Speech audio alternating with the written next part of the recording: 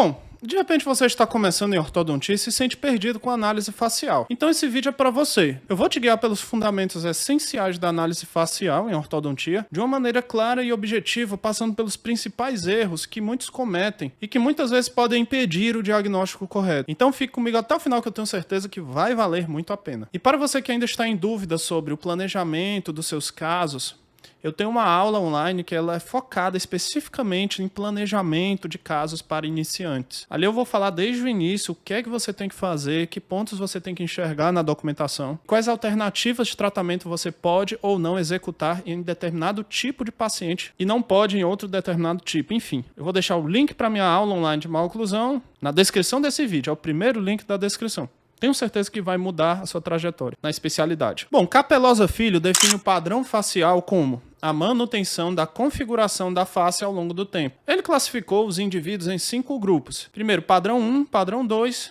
padrão 3, face longa e face curta. Padrão 1 é o crescimento equilibrado da face, sem alterações esqueléticas significativas. Já o padrão 2 surge um degrau sagital aumentado entre maxila e mandíbula, frequentemente devido a uma deficiência mandibular ou um excesso de maxila. O padrão 3, por sua vez, apresenta um degrau sagital diminuído, incluindo casos de retrusão maxilar ou excesso de crescimento da mandíbula. Além desses, temos o padrão de face longa, com o terço inferior da face longo, e o padrão de face curta, com o terço inferior da face curto e selamento labial. Já o padrão de crescimento excessivamente vertical, muitas vezes não tem o selamento adequado, selamento labial, devido ao distanciamento vertical entre as bases ósseas. Esses padrões nos ajudam a identificar o tipo morfológico de cada indivíduo. E aí esses tipos são classificados em 3 grupos: meso, braquifacial e dólico-facial, cada um respondendo de maneira diferente às forças ortodônticas. Já o perfil facial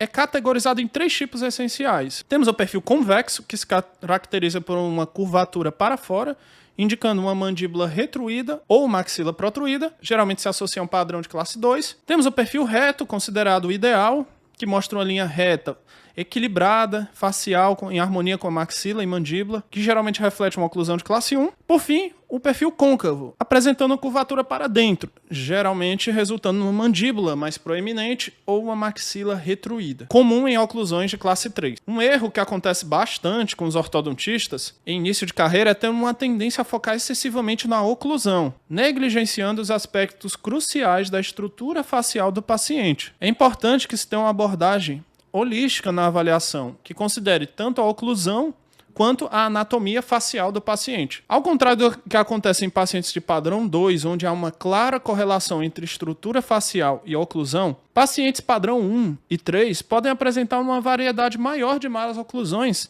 sem correlações tão diretas assim. Isso ressalta a importância de não depender exclusivamente das radiografias para a classificação facial, mas sim observar diretamente a face do paciente. Um aspecto fundamental na avaliação ortodôntica é a habilidade de identificar e interpretar tanto as alterações verticais quanto anteroposteriores na face. Por exemplo, um paciente com terço inferior da face aumentado pode apresentar dificuldades de selamento labial. Portanto, já poderia ser necessário pensar em mecânicas para fechar essa mordida, para reduzir essa dimensão vertical. Outro ponto muito importante são as fotografias. Fotografias de alta qualidade são essenciais tanto para estabelecer uma comunicação eficaz com outros profissionais, como para apresentar os casos aos pacientes. Ao avaliar uma fotografia de perfil do paciente, se a maxila estiver bem posicionada e houver um ângulo nasolabial normal, pode-se concluir que o problema é uma deficiência mandibular, cujo prognóstico para correção é geralmente pior do que problemas